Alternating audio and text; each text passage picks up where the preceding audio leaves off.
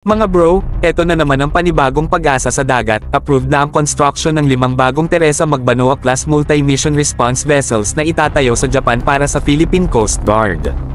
Pero habang excited tayo sa dagdag assets, huwag natin kalimutan ang mas mahalagang tanong, may armas ba yan? O baka naman muli na naman tayong magpadala ng barko na hindi kayang lumaban kung kinakailangan? Tignan natin ang katotohanan, ang unang 2 Magbanua-class vessels na dumating sa bansa, bagamat moderno at malalaki, ay kulang na kulang pagdating sa self-defense capabilities. Ibig sabihin, kung may gulo sa West Philippine Sea, ang role lang nila ay parang floating witness. Hindi yan sapat, mga bro, lalo na kung ang kalaban ay may water cannon, radar jammers, at minsan pa'y militarized vessels.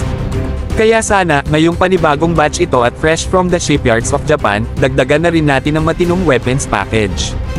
Hindi naman kailangang maging missile cruiser, kahit .50 caliber machine guns, remote weapon stations, at proper surveillance systems pa lang, malaking bagay na para magkaroon ng tunay na presence with a punch ang ating mga barko sa harap ng bantang Chinese militia at Coast Guard.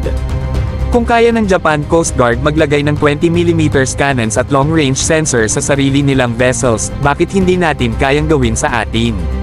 Lalo na kung pareho lang naman ang hulma ng barko. Sayang ang design kung puro rescue lang ang kakayahan.